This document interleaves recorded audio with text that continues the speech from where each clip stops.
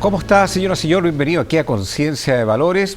Queremos agradecer a toda la gente que participa de este programa a través de las redes sociales, a través del WhatsApp que aparece permanentemente en pantalla, que nos ven desde Arica hasta Punta Arenas a través de la señal de GTD, de Telefónica del Sur, a través de Zapin, Pluto, Canal Tendencias Prime, TVX, en fin. Hoy vamos a hablar de corrupción y transparencia, a propósito de toda la contingencia que hoy vemos en el día a día. Qué mejor invitados y invitada, le damos la bienvenida a una abogada de la Universidad Católica. Ella además tiene un posgrado en la Universidad de Chicago de Derecho. Natalia González, gracias por estar aquí en Conciencia de Valores. Muchas gracias a ustedes por la invitación y a compartir este panel tan interesante. Espero que no sea la única vez. Esa es la esperanza que tenemos. Nos acompaña además un ex coronel de Carabineros, asesor de seguridad, nombre emblemático, Pedro Valdivia. ¿Cómo está con nosotros? Gracias a ustedes por la invitación. ¿Qué tal? Hace tiempo que no nos veíamos. Hace tiempo, pero aquí estamos todavía comentando los temas que nunca pasan en este país. Y una periodista, ha participado en los diarios electrónicos, también por ahí por la radio, tiene una fundación, Javiera Rodríguez, gracias por estar aquí. Mujer joven, dinámica, activa. No sé, hago lo que puedo. Nada, muchas gracias por la invitación. Natalia, quiero partir contigo en este tema, para hablar de corrupción y transparencia. Chile sigue estando posicionado en el ranking, el IPC que llaman, Índice de Percepción de Corrupción, en un buen lugar todavía. Pero la percepción ciudadana en este tema, sobre todo, yo diría, lo último, fin del 2023 y lo que llevamos en 2024, sigue siendo bastante negativa. ¿Cómo conviven las dos cosas? ¿Cuánto nos falta todavía en el desarrollo del país comparado como país? No sé, se comparan siempre como Finlandia, como Noruega, que son países que están ahí en el ranking muy bien posicionados en esta materia. ¿Cuál es tu visión de este tema? Mira, es cierto que la posición relativa de Chile no es una posición mala, pero también es cierto que Chile ha ido cayendo en ese ranking. Entonces hemos ido perdiendo un rol de liderazgo en términos de combate a la corrupción y de transparencia. ¿Por qué la percepción ciudadana es más mala que lo que nos posiciona a este ranking? Bueno, uno en parte se explica porque efectivamente hemos ido retrocediendo. En segundo lugar, porque si bien han habido avances legislativos en los últimos años, se han dictado importantes normas que combaten los hechos de corrupción, cohecho y otras prácticas tanto en el sector público como privado, aumentando las penas. Eso no necesariamente tiene un correlato inmediato o de corto plazo con lo que va ocurriendo en la realidad. Yo tengo la impresión de que muchas veces nos preocupamos en contar con un marco normativo robusto o conforme a lo que los países desarrollados o la OSD nos va recomendando, pero después hay poca preocupación por cómo esas normas se bajan en los distintos servicios, en las distintas instituciones, en el caso del aparato público, en cómo ellas se aplican y cómo se establecen verdaderos criterios de compliance, de integridad pública al interior de los servicios públicos. Entonces es un país que descansa mucho en el aspecto legislativo, pero después en términos de cómo eso se gestiona al interior de los servicios y se crea una cultura de integridad, hay una brecha. Entonces la percepción de la ciudadanía no es lejano de lo que en verdad está ocurriendo. Hoy día tenemos varios avances que mostrar en términos de transparencia, en términos de transformación digital, pero cómo eso se ha ido implementando y cuánto de verdad se traduce en concreto en mejores niveles de satisfacción usuaria, en mayor confianza para la ciudadanía, es algo que todavía tenemos que trabajar. Javiera. Mi opinión de lo que dice la Natalia. ¿Qué pregunta tienes para ella, tú como periodista? Yo como periodista, yo creo que la corrupción y las malas prácticas siempre han existido. Lo que pasa es que yo siento que cuando uno toma este tema y lo pone sobre la mesa, incluso en una once familiar, yo creo que el comentario que se repite siempre es como oye, pero que está mala la cosa, cada día peor, pero en verdad siempre ha sido así. Y no lo digo como oye, quedémonos tranquilos y esta cuestión siempre ha existido, sino que siempre... lo digo porque antes no habían herramientas digitales ni exposición pública que nos permitiera ver la vida de nuestros alcaldes o de nuestros gobernantes tan cerca como lo vemos ahora. Entonces, ¿de qué forma también los ciudadanos somos responsables de eso? Porque antes votábamos por el presidente que nos gustaba, qué sé yo, digo antes, siglo pasado y más, antes aún, votábamos por el presidente que nos gustaba y lo admirábamos y decíamos, ¡ay, qué grande es! No sé, Barros Luco, qué sé yo. Pero hoy día vemos lo que hace Boric en historias de Instagram, vemos lo que nos hace también, podemos acceder a cualquier plataforma que nos indica con quién se reúne, etcétera. Entonces, ¿qué responsabilidad tenemos nosotros en votar también o en elegir a esos gobernantes que sabemos que muchas veces no están preparados para el cargo o la persona que está a cargo de algo no es la mejor? Y aún así seguimos votando o aún así seguimos descansando en, bueno, alguien pillará si hay algo trucho en el fondo. ¿Qué responsabilidad tenemos nosotros también de elegir, de ver? El Consejo para la Transparencia en el cual tú participas. Háblanos de este organismo. ¿En qué aporta este organismo en esta materia? Específicamente, donde un ciudadano común y corriente puede decir, yo puedo recurrir a este organismo, digamos, en esta situación. Sí. ¿Qué es lo que hace? Mira, el Consejo para la Transparencia es un órgano garante y es un órgano garante del derecho de acceso a la información pública. ¿Qué quiere decir eso? Quiere decir que los ciudadanos, y eso está hoy día resguardado por la Constitución, pero también por la ley, los ciudadanos tienen derecho a pedir por parte de la información del sector público que ponga a disposición información.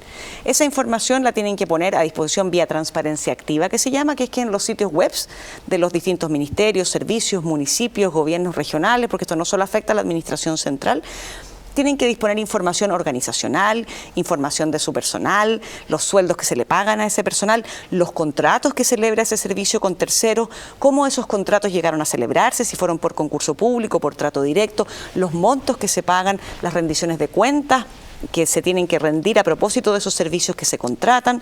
Y además los ciudadanos tienen derecho a pedir información que no necesariamente los servicios publican activamente, pero que sí, por transparencia pasiva, los ciudadanos podemos acceder. Cuando un servicio te niega ese derecho de acceso o no cumple con sus obligaciones de transparencia activa, el Consejo para la Transparencia actúa como un órgano decisor. Entonces tú puedes recurrir al Consejo para la Transparencia y el Consejo para la Transparencia va a revisar si estuvo correcto o no que el servicio no te pusiera a disposición información. ¿Y por qué digo correcto o no? Porque la transparencia es un bien muy importante, valorado al punto que está consagrado hoy día como un bien jurídico protegido en la Constitución, pero también hay otros derechos protegidos, como por ejemplo la protección de datos personales.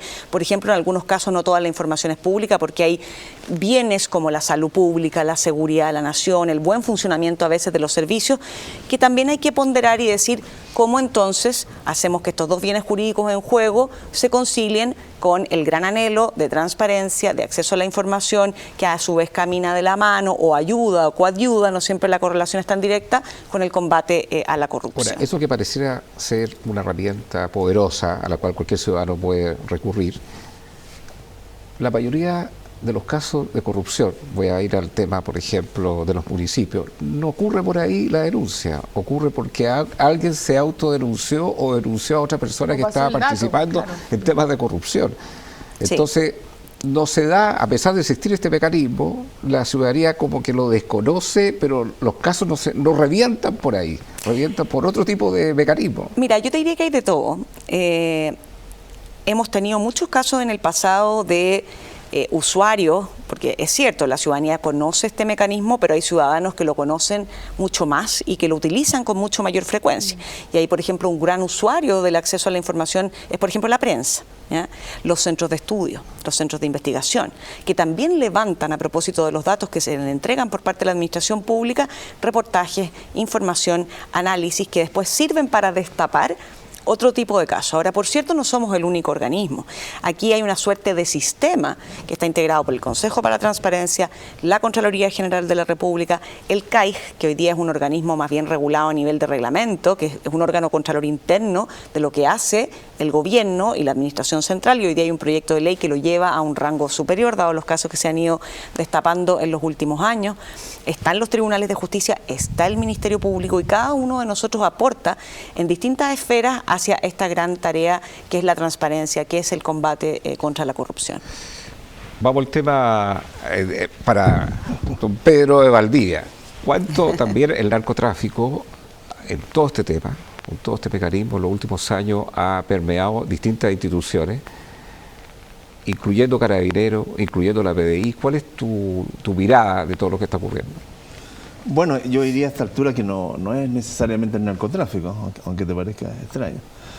Mira, todo este tema, a propósito de lo que comentan nuestras distinguidas compañeras de panel, efectivamente yo concuerdo contigo de que antes era un tema que se conversaba al interior de la familia, lo cual indica que actos de corruptela siempre han habido. Dicho esto, indudablemente que bajo el principio legal o la formación que uno tiene, eso no debiera... Se objeta que antes era menor, era más chico o que ahora es más grande. El hecho punible es el mismo, en el fondo, es la conducta culposa de cometer un acto de corrupción. Por lo tanto, lo que era chico antes y hoy día es grande, en el fondo es exactamente lo mismo. Eso estaba generado, yo diría, en Chile en la parte como administrativa, era la corrupción administrativa, específicamente en las municipalidades, que me tocó ver varias, incluso en términos de investigación, incluso laborando en una de ellas. Se veía esta situación de corruptela. Pero asociando lo que tú me estás preguntando ahora, y yo creo que ese sí que es un tema que está empezando, no ha llegado, está asociado a la corrupción, al crimen organizado. ¿Y por qué digo el crimen organizado? Porque es un tema poco conocido en el país, porque la gente habla de crimen organizado, la mayoría de la gente no tiene por qué saberlo tampoco, y yo creo que esa es la labor de los medios y de informar estas cosas. El crimen organizado no es un delito, no está configurado en el Código Penal. El crimen organizado es una organización, tal como dice su nombre, de varios crímenes o de un crimen, especializado alguno o de varios. En el caso chileno está absolutamente especializado. Uno de ellos, el más importante, es el narcotráfico. Pero igual que el narcotráfico, tú tienes el robo de autos hoy día masivo, que cambió, el robo del cobre, el robo de la madera, el comercio informal, todo eso que tú ves en MEI, cuando tú ves todo eso, yo te lo he comentado varias veces, cuando tú ves todos esos tolditos azules, no es que todos fueran a la misma oferta, no. El crimen organizado que está atrás, que compró todos esos toldos y los toldos y los puso ahí, ¿entiendes? Entonces ahí, y eso cómo se ha ido manifestando hoy día lentamente, especialmente a través del narcotráfico, es en la corrupción, el acto de la corrupción, o sea, correr instituciones que son fundamentales en las instituciones de la República, en el fondo. Entre ellas, guardando la proporción, parecido a lo que pasó con el estallido, donde se intentó socavar las instituciones que afirman a la sociedad chilena. Parecido a eso está el tema de las policías, yo diría en un grado menor, a pesar de los casos puntuales que hemos conocido, que han sido más casi como estupideces que corrupción lo que ha ocurrido específicamente con la... Termina siendo muy mediático al final. Claro, termina siendo muy mediático la PDI, pero si tú lo analizas en su contexto general, en realidad es una cosa que como que no tiene ni pies ni cabeza. Lo hiciste como gratis, incluso como regalo, como a mí, o creyendo en un amigo, una cosa así, para decirlo en términos simples. Pero donde si uno lo ve extremadamente creciente y grave, es en el Poder Judicial. Y ahí es donde estamos en la problemática, porque la policía, en términos de lo que está ocurriendo en términos de seguridad, ejercita lo que hoy día dispone el Ministerio Público, que está a cargo de las investigaciones. Vale decir, hace las investigaciones, detiene a las personas de acuerdo a la dinámica que ofrece el Código Procesal Penal. Pero esa persona que está siendo detenida va a llegar a un juicio o va a llegar a un tribunal de garantía. Y ahí es donde está la problemática en el fondo. Entonces, ¿qué casos ves tú que son como alerta? La situación que ocurre en Arica, por ejemplo. La situación con nombre y apellido que ocurrió con el juez Urrutia en Santiago. O sea, no es que a mí se me ocurrió que le vaya a dar la videovigilancia para que los narcotraficantes que están metidos y que son pertenecientes del cartel puedan conversar con su señora. No era de buena persona. No es de buena persona y buen samaritano que se le ocurrió dar esto. O en el caso de Arica, en el fondo, que yo creo que fue una de las más...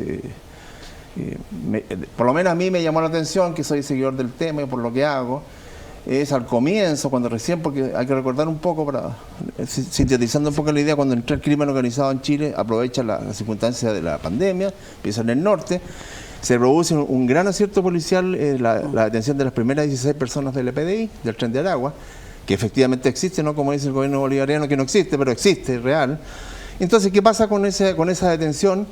Que Gendarmería, que tiene un muy buen servicio de inteligencia, aunque no lo creamos, muchos no lo creen, detecta indudablemente que esos 16 en la misma cárcel en Arica van a generar un peligro mayor que la propia detención. Por lo tanto, lo que pide es desarraigar y separar.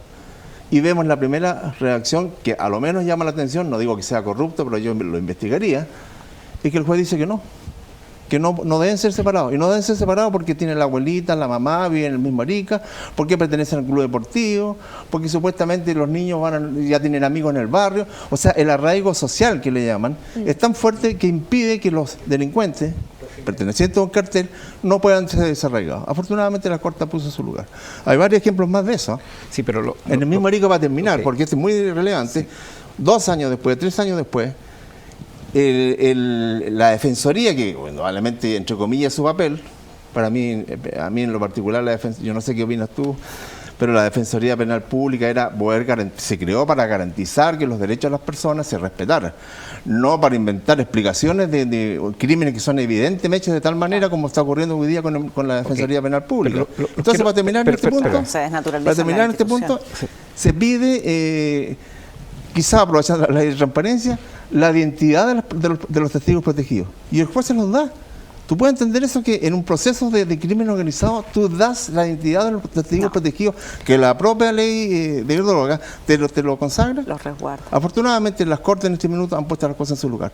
Eso para mí, a mi manera de ver, son los primeros índices de una corrupción que puede ser mucho mayor de lo que estamos viendo en términos económicos. Ya, pero vayamos un poco, como dicen la terminología futbolística, la pelota en el piso. Desde la reforma procesal penal, que hubo un cambio relevante, y la creación del Ministerio Público, la creación de la UAF, las organizaciones como el Consejo para la Transparencia, la modernización también del Servicio de Impuestos Internos en la parte de digitalización, y podríamos emplear una cantidad de cambios que habrá habido los últimos, yo diría básicamente los últimos 15 años. Uno esperaría que todas esas instituciones y que todos esos cambios mejoraran todo lo que estamos hablando aquí en materia de corrupción, en lo cual hoy día la percepción ciudadana, no estoy hablando del ranking, el ranking dice que hemos caído un puesto nomás, tampoco hemos caído tanto, hemos caído un puesto, nos supera Uruguay en la TAM y quizás Costa Rica. Entonces, si nos comparamos, no sé, con México, con Colombia y con otros países, uno puede, esto es de terror, digamos. Sin embargo, interiormente la percepción que hay hoy es súper negativa en este tema. ¿Qué instituciones se salvan? Y de repente esto pasa como una ola. Un día tiene una percepción súper creíble Carabinero y después una percepción súper distante de la ciudadanía Carabinero. Lo mismo pasa con la institución de la PDI. ¿Cómo lo ven ustedes hacia adelante esto? ¿Esto es una fotografía demasiado emocional que lo que es la realidad? Lo que se mide en materia de corrupción en un país, ¿en qué instituciones nos falta todavía avanzar en materia de transparencia? No sé, Javiera, si tú quieres intervenir.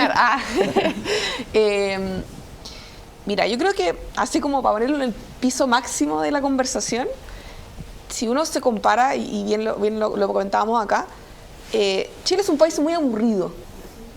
Si uno ve a los otros países que en el mal sentido, o sea, Chile tiene unas instituciones robustas, parece que nos va bien, siempre nos vamos en crecimiento, los presidentes que nosotros votamos salen electos y no hay truchería de por medio, eventualmente si yo tengo un problema la policía no me va a robar, o sea, somos un país que a diferencia de nuestros vecinos uno puede confiar, entre comillas, y eso ha sido casi siempre en la historia de Chile y del mundo, somos los vecinos aburridos de todo. Claro.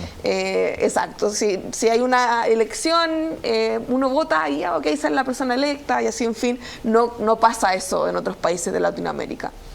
Entonces, los chilenos estamos un poco acostumbrados a que las cosas relativamente funcionen, lo que es positivo, pero también caemos en que cuando nos comparamos es difícil porque decimos, bueno, parece a mí me han robado, me ha ocurrido algo, y uno se compara con Ecuador, con Perú, con qué sé yo, Colombia, y allá es todo el día, ocurren toda esta cosa por 1000 muchas veces. Entonces es como difícil compararse con ellos porque aparte tenemos nuestra idiosincrasia chilena y las instituciones relativamente funcionan. Ahora, que funcionen y que en la comparación Chile esté ubicado en ranking positivo, no significa que no nos podamos afectar por esas cosas y que no exista esa sensación de que no hay mejora, una sensación como de frustración. Y lo digo porque me imagino que todos los que estamos acá, y de hecho todos los que estamos en el estudio, y todos los que incluso estemos ubicados acá en la comuna, lo mismo, todos conocemos a alguien que haya sido que lo han asaltado, que la han robado, que tuvo un accidente, que tuvo un problema con alguien quizás que pertenece, qué sé yo, migrante.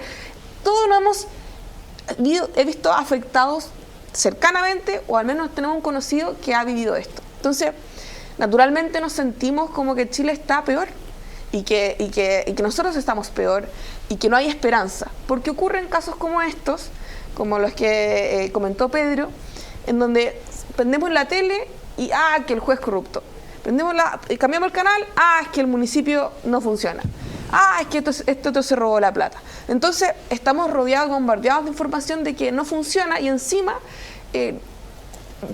le comento a mi amigo, me llega un WhatsApp, oye, ¿sabes que sufrí un portonazo?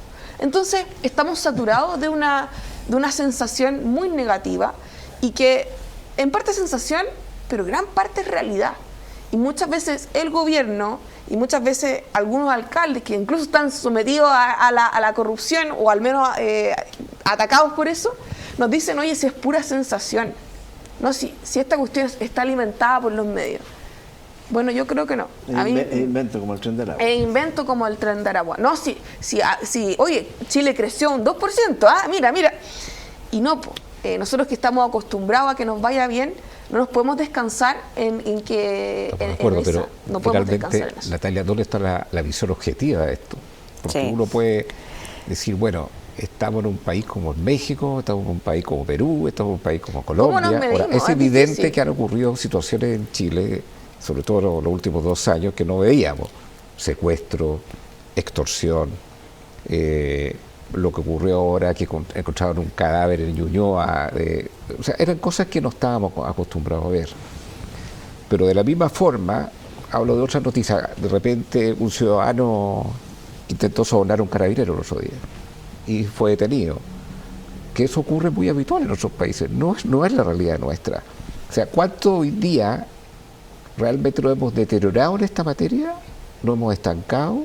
¿O cuánto exacerbado también mediáticamente? ¿En qué punto objetivo estamos?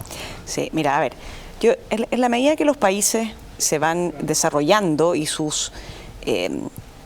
la sociedad se va sofisticando, tú no te puedes quedar o no puedes descansar en los laureles, en los avances institucionales y modernizadores que tuviste hace 10 años atrás.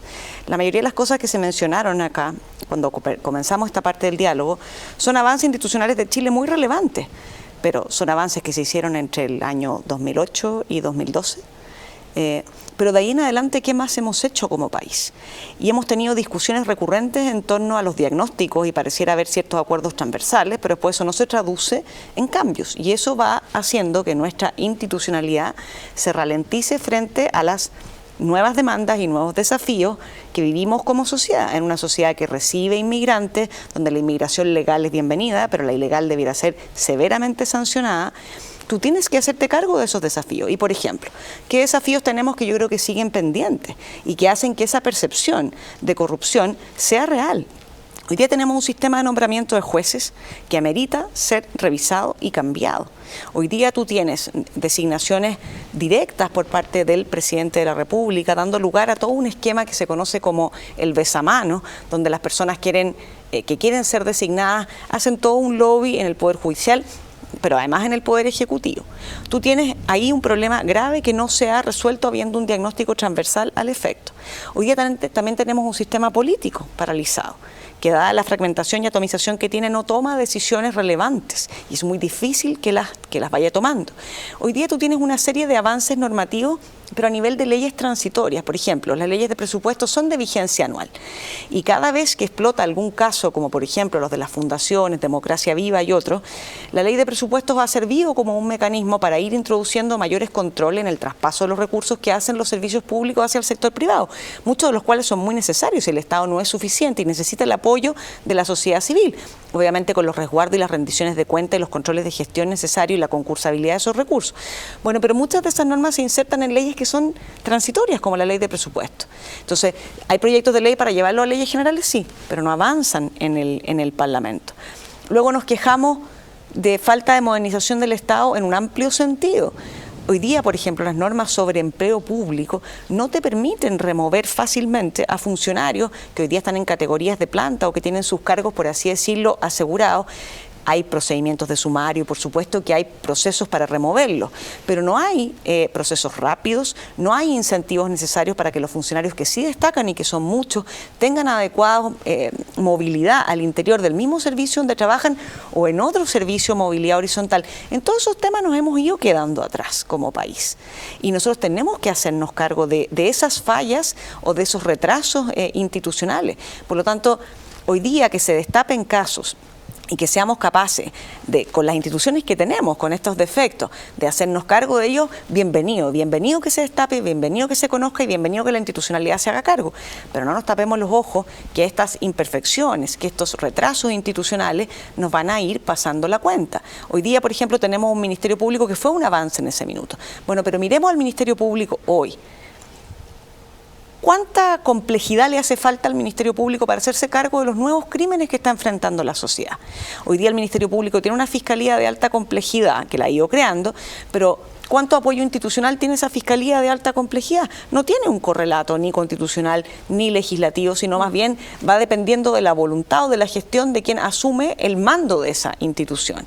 Bueno, no debiéramos regularizar aquella institucionalidad, no debiéramos darle recursos, robustez, para que no dependa de la buena o mala gestión de quien esté a cargo de los servicios, y eso pasa en todo. Por cierto, en todos los servicios tú siempre te vas a encontrar con eventuales lunares, ¿no es cierto? Y hoy día nos llama la atención lo que hemos conocido en el caso Audio, de cómo puede ser posible que en estos traspasos de recursos en efectivo no hayan saltado las alarmas de los bancos, de la UAF. Y bueno, por supuesto que hay que mirar eso, porque como bien nos decía Pedro, hoy día este crimen organizado tiene detrás montadas estructuras de lavados de activos, de lavados de dinero, que financian estas estructuras de crimen organizado al final del día. Y por supuesto que hay que mirar qué es lo que pasa ahí, pero institucionalmente quizás sería muy bueno que esas instancias tuvieran, normativamente hablando, la posibilidad de coordinarse, ya de que hubieran coordinaciones interinstitucionales, no de nuevo por la buena voluntad de quienes lideran los servicios, sino que estructuralmente organizadas en la norma. Tenemos que ir a una pausa comercial. A la vuelta de esta pausa regresamos aquí en Conciencia de Valores.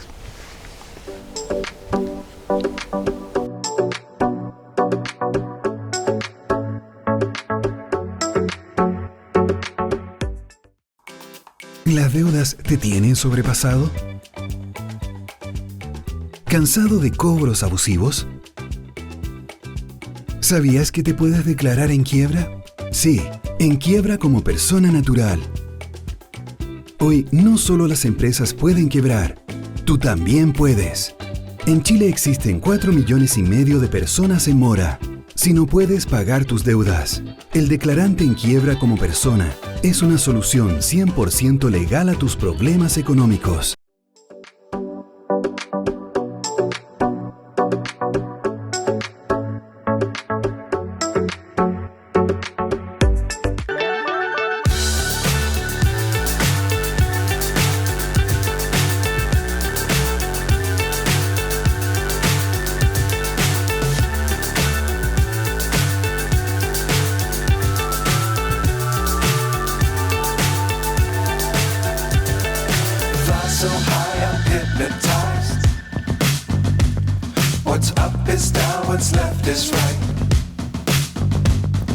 Chasing stars and holding you.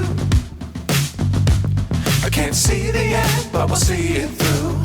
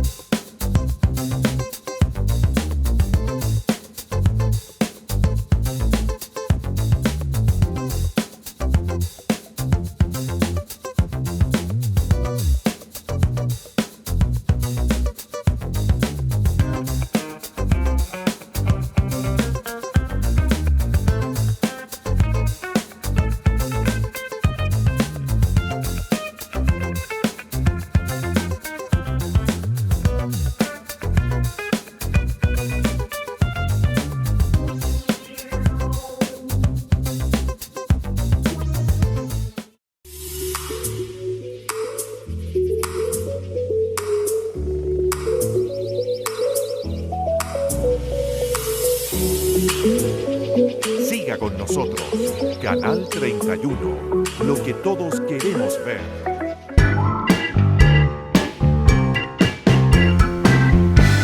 sigue debatiendo ahí a través del WhatsApp. Usted es un protagonista más en este programa. Ya, ok. Te compro todo el tema de las instituciones, todo lo que hemos hablado hasta acá, pero los quiero abordar desde el punto de vista valórico. O sea, podemos tener un Estado súper bien organizado, por una inteligencia integrada. Podemos tener organismos fiscalizadores que funcionan, pero espectaculares, que la Contraloría, que la UAF, y los que ustedes se imaginan, un servicio de impuestos internos que también anda mirando ahí las cuentas corrientes. Podemos tener todo eso. Pero finalmente esto parte por la educación. Sí. O sea, cuánto en esa materia todavía es mi mirada. Estamos, pero yo creo que en un retroceso tremendo. O sea, cuánto de esto se enseña en una sala de clase, cuánto te enseña en la familia, cuánto de repente no se da lo mismo, si me pasas boleta, no me pasas boleta, el tema si da lo mismo, si miento, no miento, dile que no estoy. Si pago, O sea, no pago. todo nace de ahí, porque finalmente las sociedades que tienen una apuesta súper importante en la educación son las sociedades que se desarrollan, son las sociedades que son íntegras, son las sociedades que efectivamente, creo, por algo Finlandia ha crecido en esa materia. ¿Cuál es la mirada también de este punto que ustedes ven hoy? Porque podemos hacer un análisis, ok, y que el análisis que estamos haciendo es real, de todo lo que el Estado tiene que avanzar, de todo lo que es un parlamento que tiene que ser más representativo de la ciudadanía, un ejecutivo que efectivamente esté colocándole urgencia a materias de políticas públicas. Podemos hacer todo eso de una manera espectacular, pero mi mirada personal es que la educación realmente es la matriz de todo esto, y ahí sí que estamos, a mi juicio, en un retroceso, pero enorme. Siendo una parte, sí. ¿Una parte? No, Yo lo siendo veo una parte, siendo una como parte. la gran parte. Digo. Bueno, gran parte, indudablemente de acuerdo a las necesidades que tenga el país, pero es una parte, ¿y por qué? Te lo explico por qué. Porque en realidad lo que está ocurriendo, toda esta corrupción y todo lo demás, es como un edificio y estos son los pisos superiores, 5, 6, 7 pisos. El tema general de la sociedad, en general, se fomenta con seguridad, que es mi tema en el fondo. La seguridad, tú la generas, la seguridad está definida como las condiciones para que el ser humano se pueda desarrollar. Ese es el concepto global de generar. Se genera sobre la prevención. Y esa prevención, que es lo que muchas veces no se entiende, o los políticos que lo entienden, lo llevan a sus propios caudales, tiene 3 aristas muy importantes. Una es la policial, que es lo que hemos estado conversando, los carabineros que hay en la calle, los patrullajes, lo que reclamamos, los autos, los tanques, eso lo provee. Otra es la situacional y otra es la social. Y ahí es donde tenemos el problema. Porque la prevención social, que es la más relevante de todo el sistema de prevención, está apuntado justamente a los factores sociales. ¿Y cuáles son los factores sociales? Uno es la educación, por eso es que no quiero desmerecer la parte de educación. Uno es la educación. Cuando tú fallas en ese factor de la educación, estás obviando un elemento de prevención súper relevante y finalmente ese niño chico, ese menor, que no tuvo la educación adecuada, va a llegar a cometer un delito por distintos motivos que se van desarrollando y que lo explican las teorías criminológicas. Esa es una parte. Y hay otra parte que es muy relevante, son 3 factores importantes. Uno son las creencias espirituales. Te interrumpo lo siguiente, cuando tú estás hablando de los menores de edad, hoy día se está hablando de que sería bueno colocar también penas de presidio a los menores de edad, porque son los menores de edad, los de 16 y 17 años, que los que roban un vehículo a alta gama para cometer los delitos. O sea, tú puedes, modifica el Código de Procesamiento Penal, que están incluso pensando hacer eso, pero a mi juicio creo que es un error en lo siguiente, porque, déjame terminar el argumento, 70% de los hijos que nacen en Chile nacen en familias disfuncionales. Claro. Entonces, el tema es antes, no el tema es después. Por eso, entonces, esa es la consecuencia. Si lo que pasa es lo siguiente, en estos factores sociales hay 3 elementos que son fundamentales. Uno es la educación, otro es la familia y otro es la espiritualidad, las creencias que pueda tener la persona, porque son obligaciones éticas y morales y espirituales que tú tienes, distintas incluso a los propios códigos. ¿Ah? La Biblia te dice que no tienes que matar, te lo dijo mucho antes que el Código Penal chileno existiera. El Código Penal después te lo reafirmó. Entonces, cuando tú tienes esas 2 afirmaciones, indudablemente que tu desarrollo como persona tiende a ser mejor, por una parte. Y por otro lado, y en Chile por eso que es bastante relevante, El tema de la educación, con todas las falencias que tú sabes, pero el tema de la familia. Y el tema de la familia, también yo diría, y en eso yo culpo, si tú quieres aterrizarlo al sistema político, que es muy malo el sistema político que tenemos en el Congreso específicamente, la familia, y lo asocia muchas veces al tema de la vulnerabilidad. ¿Y qué es lo que entiende la gente, cualquiera de nosotros, o lo que no sepa bien, qué es lo que es vulnerable? Y creen que es un pobre, el que no tiene nada, el que anda pidiendo, el que está debajo del puente. La vulnerabilidad tiene varias aristas. Una de ellas es la ausencia familiar. La ausencia es lo que tú acabas de decir. Ese hogar disfuncional, en el fondo, la disfuncionalidad se manifiesta en vulnerabilidad. ¿Qué significa? Que esa vulnerabilidad de ese niño es que no tiene el papá a quien preguntarle, a quien emularlo, a quien el ejemplo a seguir. Esa es la vulnerabilidad, no solamente la pobreza. Entonces, cuando tú tienes todos estos elementos asociados indudablemente... Es un caldo de cultivo. Es un caldo de cultivo. Yo te pregunto, y con esto termino para no apropiarme de la palabra, ¿qué niño hoy día de 10 a 12 años quiere ir al colegio de un hogar vulnerable? Cuando en el colegio probablemente va a conseguir una profesión, si Dios así lo permite, y va a ganar un sueldo mínimo. Cuando ese sueldo mínimo se lo gana en 3 minutos en una noche, en una encerrona. ¿Asociado aquí? Al crimen organizado. Ese es el problema que hay en Chile hoy día. De manera tal de que si las autoridades no reaccionan, no a la presencia de los carabineros, si los carabineros lo tenemos súper claro, yo hago clases, por eso te lo digo. Aquí no el problema no se soluciona con más carabineros, no se va a solucionar nunca con más carabineros.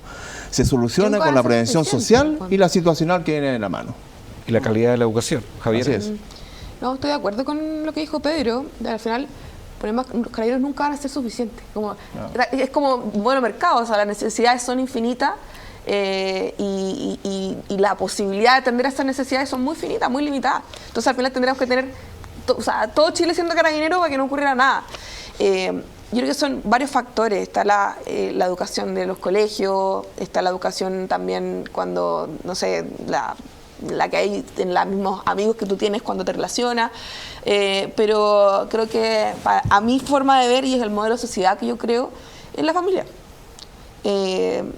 Y lo digo como parte de una generación que dejó de creer en la familia. Y es súper duro porque yo siento que, sobre todo los que están en política hoy en día, estos son quizás una generación un poco más, pero todos los que están en política hoy en día han querido destruir esa institución familiar. Eso es. Como si fuera algo que nos quisieron imponer, ¿cierto? Como que, oye, la familia fuera, el Estado todo. Y en esa dualidad en donde se ha ido creciendo y han querido sacar la familia de los colegios, han querido sacar la familia de la elección de una carrera, han querido sacar la familia del mercado, han querido sacar la familia como si fuera algo que destruir y algo negativo y algo que compite con el Estado. Cuando la familia, y no solamente porque lo dice nuestra Constitución, es el núcleo de la sociedad, y lo es. Porque cuando yo era chica me levantaba, lo primero que veía era mi papá. No era la municipalidad, ¿cierto? No era el presidente, sino que era mi padre o mi mamá en este caso. Entonces han querido bombardear esa institución familiar y no solo eso, también hemos sido parte de un nuevo modelo que no solamente en Chile, sino que en todas partes el mundo ha cambiado. La familia y las mujeres han entrado al mercado laboral, que ha sido sumamente positivo, pero también ha significado que los chicos tengan, porque antes la mamá se quedaba cuidando a los hijos, ese era el sistema que conocíamos. Hoy día los chicos más tempranamente entran a estudiar y los papás llegan muy tarde en la noche, entonces cuesta hacerse cargo de los hijos. Encima también sumamos a las redes sociales, ¿cierto? Que los chicos, y más chicos aún, son mejores que nosotros en redes sociales. Los cabros saben más de TikTok que nosotros con 50.000 enciclopedias. Entonces tienen acceso a información que antes no tenían. Entonces la familia parece que no es tan necesaria porque, pucha, TikTok sabe más que mi papá a veces, o sabe más que mi mamá. Y el último es que también existe un alto costo de la vida en donde a la familia le cuesta llegar a fin de mes. El cabro chico no tiene cómo pedirle plata a la mamá, entonces ¿qué hace? Bueno, ¿sabes qué? Me están ofreciendo un negocio ahí con los cabros del barrio, medio trucho. Para vigilar el pasaje. Para vigilar el pasaje, y ahí empieza a medir la cosa. Y en suma, este relativismo donde la familia parece que es importante, pero no tanto, etcétera. Entonces, cuando nosotros hablamos de la corrupción, como si fuera algo que está en el Estado solamente, que está el alcalde que me roba y es malvado. Bueno, la corrupción parte con esta distancia, con este bombardeo hacia la familia. Y es súper terrible porque parece que las generaciones anteriores sí están preocupados de eso, pero mi generación no está preocupado ni de hacer familia, ni de atender a la familia, y ni siquiera, ojalá sacarla de lo más posible, porque yo me las puedo por mí misma. Me la puedo con mis redes sociales, me la puedo Educación con... y familia, prevención social. Me la puedo con, Sí. con mi vida, y ¿sabes qué? Soy feliz con un perro en mi departamento. No, po. Y no es Te solo... quiero dar la palabra a ti, Natalia, pero tomando un ejemplo de lo que está diciendo Javiera. Y un ejemplo real, y quiero colocar el ejemplo real porque ocurre con muchas familias que nos están mirando nuestro programa. Se llama Javiera, esto calla tuya. No voy a decir el apellido para no... Ya, pues, Javiera es el protegerla. nombre más común de mi año. Pero Así que hay una muchas estudiante que fue en un lugar con mucho esfuerzo, escasos recursos, educada, sin un papá, solamente con la papá, y era muy aplicada ella en el colegio. Pero con mucho esfuerzo los papás tratando de sostener a esta hija, y logró entrar en una universidad privada destacada y logró sacar su carrera adelante. Hoy día no está en Chile, está fuera de Chile, y con un gran meritocracia como su rendimiento personal, pero también con un sacrificio enorme, también de una familia por delante que no tuvo todas las herramientas que una familia tradicional habría podido brindarle. Y algunos sacan su tema hacia adelante, y hay otros que no ocurre exactamente lo mismo, y ahí yo creo que el Estado, yo pienso que el Estado tiene un rol extraordinariamente importante, que es el tema de la educación. No va lo mismo una educación de mala calidad a una educación de buena calidad, no va lo mismo los accesos a la educación o con un pésimo acceso a la educación. Pues soy de los que piensa de que si tuviera que elegir una buena educación familia, parte también de una buena educación secular. Parte de ahí, parte de la familia, obviamente, pero el Estado tiene un rol relevante, importantísimo, frente a cualquier otra institución, que darle una categoría de educación a cualquier ciudadano de calidad. No es pasivo. Y eso es lo que finalmente termina construyendo una sociedad mucho más valórica. ¿Qué piensas tú? Sí y no. A ver, yo creo que efectivamente el Estado tiene un rol, y de hecho es parte de su rol fundamental ser un sostén, un apoyo, pero ahí es donde yo discrepo quizás algo contigo, en que no tiene por qué ser el único, o no tiene por qué ser preferente o primordial. No, ¿ya? la familia es lo primordial para mí. Sí, pero es que no es solo la familia. Y yo creo que, y aquí voy a sumar un poco a la discusión que estábamos teniendo antes. Yo creo que el diagnóstico que hace Pedro y Javiera es muy certero, pero lamentablemente se ha esparcido y ha ido más allá de la familia, porque hoy día el problema que tenemos es que lo que le llaman el tejido social, que es tan relevante para el desarrollo de todas las personas y especialmente para aquellas que son más vulnerables, se ha minado. Y se ha minado con discursos antifamilia, pero también con discursos anti-agrupaciones sociales, discursos anti-sociedad civil, y esos discursos lamentablemente han venido desde las esferas del Estado. Estado que sabe que no es suficiente para brindar los servicios que toda la población necesita y que sabe que necesita la colaboración de la sociedad civil, se ha dedicado durante los últimos 10 años, y cuando digo el Estado me refiero a quienes han ocupado posiciones de liderazgo desde el Estado, desde el gobierno, desde el Congreso, desde distintos servicios públicos. Esas posiciones de liderazgo lamentablemente han denostado el rol de la sociedad civil, al punto que hoy día tenemos legislación justamente en educación que dificulta, que obstaculiza o que impide que, por ejemplo, para hacernos cargo del caso dramático que están viviendo hoy día más de 800 estudiantes que están sin colegio, no pueda haber una oferta desde el sector privado capaz de llenar esa demanda que por lo demás es la demanda para satisfacer un derecho fundamental de esos niños, que es el derecho a la educación. Entonces, sin duda el Estado tiene que jugar un rol muy relevante, pero no es el único. Y a mí lo que me preocupa hoy día es que desde el discurso de liderazgos en posiciones de poder se ha minado a la familia, se ha minado a las organizaciones de la sociedad civil, porque cuando hoy día tenemos niños que, por ejemplo, viven en familias disfuncionales, esos niños que a lo mejor no encuentran el sostén o el apoyo en la familia, lo van a ir a buscar en el colegio, lo van a ir a buscar en organizaciones deportivas municipales o cerca de sus barrios, en juntas vecinales. Si nosotros nos dedicamos todo el día desde las posiciones de poder a minar, a mermar a esas organizaciones de la sociedad civil, le hacemos un flaco favor, como tú bien dices, al desarrollo de esos jóvenes que necesitan no solamente buena educación, sino que una serie de organismos y de red de apoyo que muchas veces la brinda el Estado, pero muchas veces también la brinda coayudado por la sociedad civil. Entonces, a mí, ¿qué es lo que me preocupa hoy día?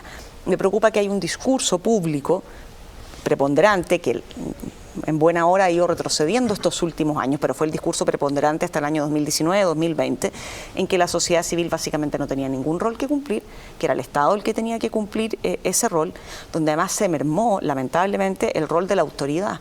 Hoy día los problemas que tenemos en los colegios, y no solo en los colegios, en las universidades, en los organismos privados, en los organismos públicos, y no hay respeto alguno por la autoridad. Y ese discurso de no respeto por la autoridad, lamentablemente, también surgió desde las propias autoridades.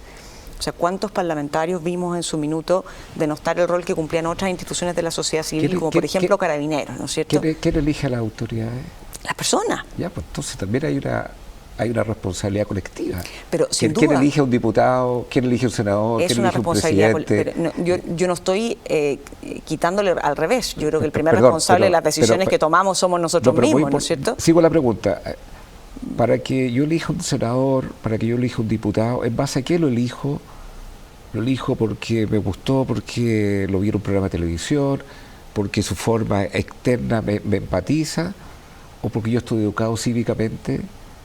No estoy educado cívicamente porque educación cívica ni siquiera se enseña en los colegios, entonces no tengo un Los elige por la criterio inercia hoy día. formativo para elegir a un diputado y un senador y Ya, una pero yo ahí lo que te vuelvo al quiero tema de la decir- educación sí, nuevamente. pero yo lo que te quiero decir es que este es un problema más bien, es cierto lo que tú dices, pero es bien circular, porque, a ver, si hoy día los organismos en el fondo de la sociedad civil, como por ejemplo los partidos políticos, ¿ya?, que están llamados a ofrecer candidatos de calidad, ¿ya?, porque por Dios que ejercen un rol importante, el día de mañana son los que van a legislar, los que nos van a gobernar, porque a eso O sea, aspiran. son los más importantes. A eso Ahí aspiran, está ¿no es la base cierto? del Claro. tema. Ahora tú me dices, hoy día los partidos políticos están ofreciendo proyectos sociales serios, están ofreciendo proyectos contundentes, sustantivos en términos de ideario, o más bien están buscando candidatos Personajes. fáciles de elegir, conocidos por la ciudadanía. Entonces, es cierto, en la medida que tú tengas una población más educada, por Ese es el cierto que punto. tú vas a demandar eso, Claro. ¿ya?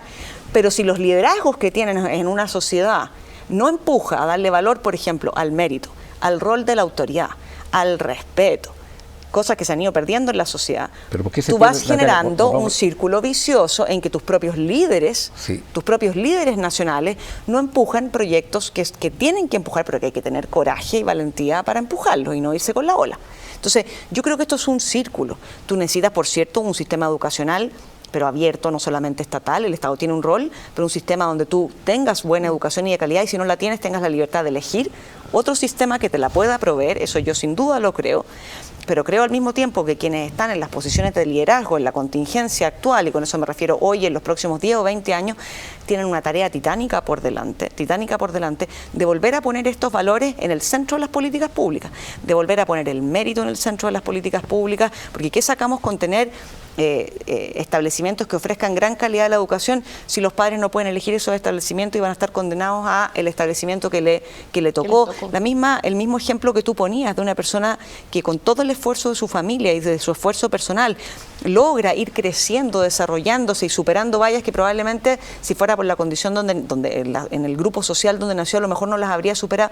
Bueno, pero si es que como sociedad no le damos valor al mérito, si las políticas públicas no permiten que ese mérito florezca, tenemos un problema muy circular, porque esa persona entonces no va a tener las oportunidades a las que podría tener acceso. Y luego sí creo que hay un rol de la política pública en proveer oportunidades, porque hoy día buena parte de la discusión que tenemos de los niños que se insertan en el crimen organizado, que es más fácil robar una noche que a lo mejor tener un trabajo honesto, bueno, también tiene que ver, y ahí sí tienen que ver las políticas públicas, con la falta de oportunidades a nivel de empleo, con la falta de oportunidades en el acceso a la educación, con la falta de crecimiento económico, que hoy día no es una alternativa, y entonces la juventud se inclina lamentablemente por soluciones más cortoplacistas, con lo riesgosa que ello puede llegar a ser. Entonces yo sí pienso que la política pública tiene un rol que cumplir en ofrecer educación, en ofrecer mejores oportunidades laborales, en ofrecer mejores condiciones para que el país se enriele en un ámbito de crecimiento que te aleja, no te digo que sea la solución inmediata, pero que por cierto te aleja de estas otras alternativas que te ofrecen el crimen organizado. Pedro. Bueno, todo lo que hemos conversado, y me alegro escuchar la opinión sobre todo de usted, en el caso tuyo más joven, una visión tan clara de dónde está el foco del problema. Y un poco cuando tú estabas comentando, recuerdo indudablemente el sistema político. Es el sistema político el que finalmente genera las leyes por las cuales nos vamos a regir. Entonces, cuando tienes un sistema político tan fragmentado como el que tenemos, creo que son como 50 los partidos políticos en este minuto, difícilmente se van a poner de acuerdo. Entonces, hay toda una situación coyuntural, y si yo lo asocio a la seguridad, ¿qué es lo que es? Un riesgo identificado que se transforma en una amenaza y finalmente se concreta en un delito. Para eso tú tienes que reaccionar rápidamente. ¿Qué pasa con el sistema político? Y como somos desmemoriados un poco como sociedad, fíjate que cuando Carabineros tuvo la facultad, hace 6, 7 años atrás, de poder identificar a una persona, estuvimos discutiendo, porque somos todos chilenos, 2 años en el Congreso si ese carabinero podía o no pedir la cédula de identidad y si podía o no registrar. Situación que se había generado a raíz de que una detención que hubo en San Antonio, los carabineros hicieron un control de tránsito y revisaron el auto, encontraron una pistola automática de droga y la detención quedó sin efecto porque no tenían esa facultad. Imagínate, 2 años discutiendo para eso. Entonces cuando llevamos, por ejemplo, ya vamos a cumplir 2 años, discutiendo sobre las reglas del uso de la fuerza y además metiéndole unas basas dentro de las reglas que son increíblemente, que uno no podría decir que una persona que es autoridad de nuestro país pueda incluir la identificación en un hecho punible que se está concretando, tratar de preguntar si es hombre, si es mujer, si es LGTB, si es nacional, ahí si la es verdad ya extranjero. se le dio, ¿no? Oye, no. O sea, cuando estamos en esas condiciones, vemos que un sistema político que está ahí en Valparaíso es malo, yo diría nefasto. Y es el que nosotros elegimos, tal como tú dices. ¿Y por qué lo elegimos? Hoy día lo estamos eligiendo por inercia. Porque está asociado un poco a lo que tú pusiste como base del tema, la educación. La gente no está educada, por lo tanto, como no está, el pueblo en general, la mayoría no está educada, ¿por qué se guía? Por lo que dice TikTok, por lo que dice Instagram, por lo que dice Facebook, o por lo que dice uno que fue famoso en algún minuto, cantó, ganó el Festival de Viña, se presenta diputado y sale elegido. Una pregunta. Entonces, ¿dónde llegamos, Agustín? Si me la puedes contestar todo acá rápidamente. ¿Tú te educaste en un colegio público o privado? Público, total, con números, como decían antes. ¿Tú? Privado. ¿Y tú? Privado. ¿Cómo fue tu colegio público? Excelente. ¿El Recuerdo privado? hasta el día de hoy a mis profesores. ¿El privado? Muy bueno. ¿Tu privado? Excelente. Había un colegio público que era excelente. Sí. Y ese colegio público hoy día no es tan de excelencia. No. ¿Y por qué? ¿Qué hicieron Perdón, las autoridades de la época con ese sigo el colegio análisis. público? En un país, ¿cómo era el país hace 40 años cuando tú estudiaste? Desde el punto de vista de crecimiento, el PIB per cápita, cesantía, inflación. Claro. Que Entonces yo te explico, un país que se desarrolla económicamente, pero no se desarrolla a nivel de la educación. Exacto. Me está hablando de hace 40 años, él estuvo en un colegio público bueno. Ahora, yo estuve en un público y en un privado. En el público estuvo el que me hacía clase de poesía, era Jaime Campuzano, y los tenía ahí parado todo el tema. Entonces, en un país que era 40 años de retroceso a nivel de crecimiento. Entonces, insisto, el país se desarrolló económicamente, sí, el país se desarrolló institucionalmente, sí, el país se sigue desarrollando a nivel de los organismos que tienen que fiscalizar la corrupción, la transparencia, sí, a todo te puedo decir que sí.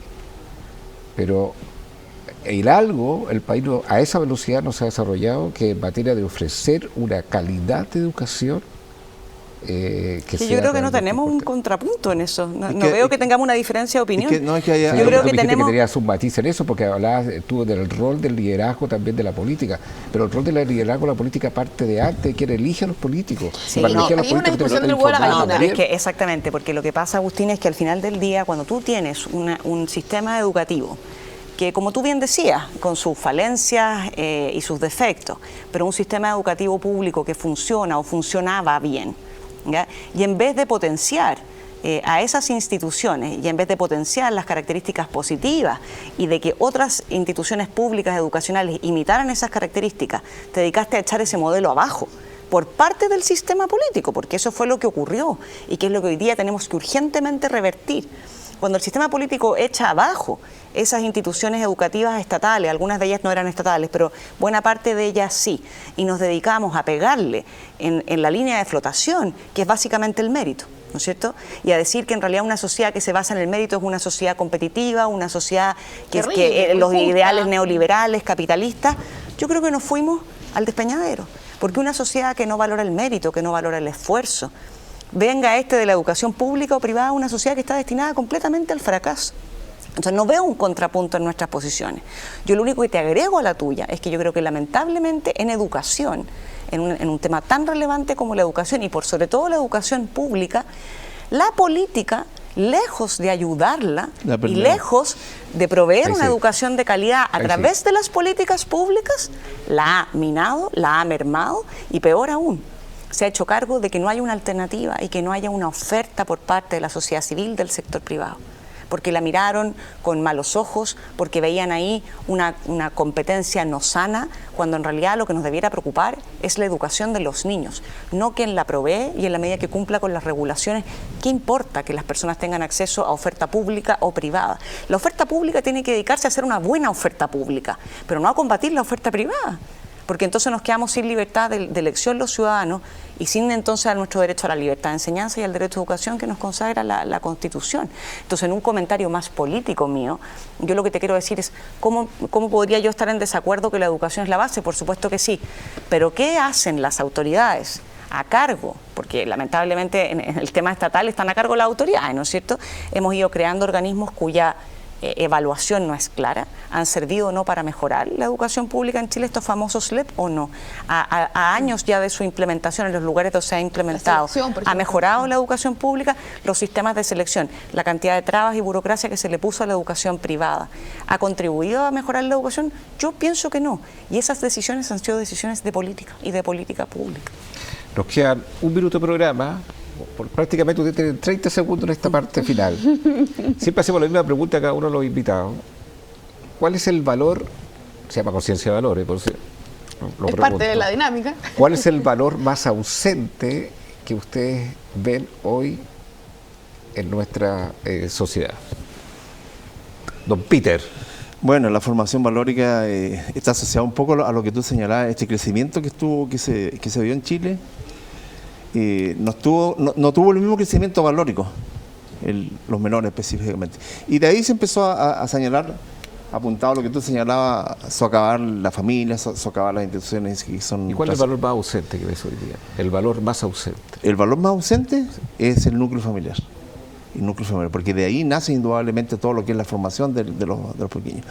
Las teorías criminológicas lo explican así, o sea, el proceso de formación de los niños parten los 2 o 3 años hasta los 11, 12 en este minuto. Más allá, si tú no has hecho ese proceso, que es netamente familiar, los valores que tú le vas a impregnar a ese muchacho cuando está en esa etapa, tú ya después no lo vas a poder conseguir, no hay manera.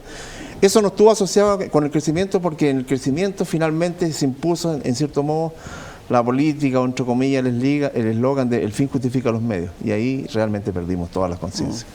Javiera, ¿cuál es el valor más ausente que ves en nuestra sociedad? Voy a decir uno muy impopular: la responsabilidad.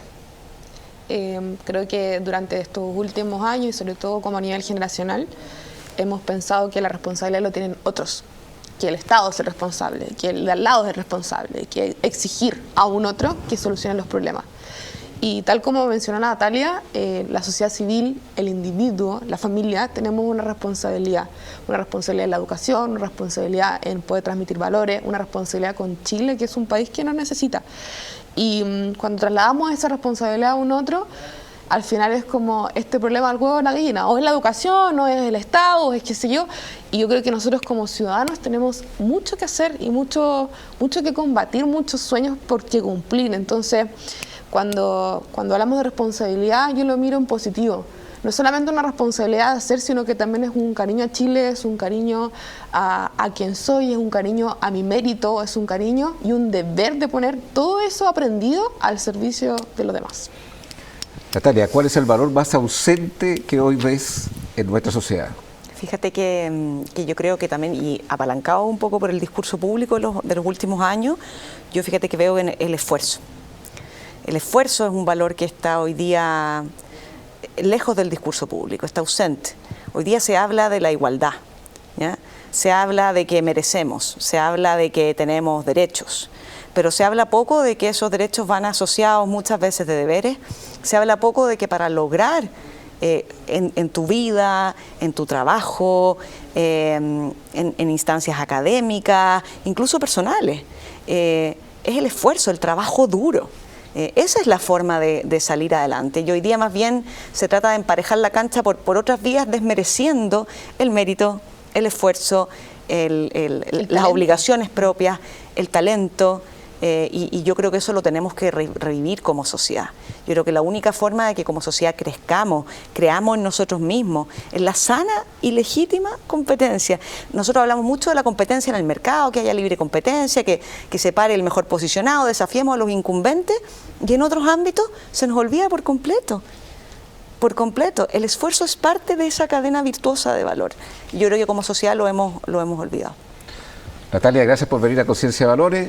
Javiera, gracias por estar aquí con nosotros. Don Peter de Valdivia, gracias por estar aquí en Conciencia de Valores. Siga debatiendo ahí en las redes sociales. Nos vemos la próxima semana. Chao, chao.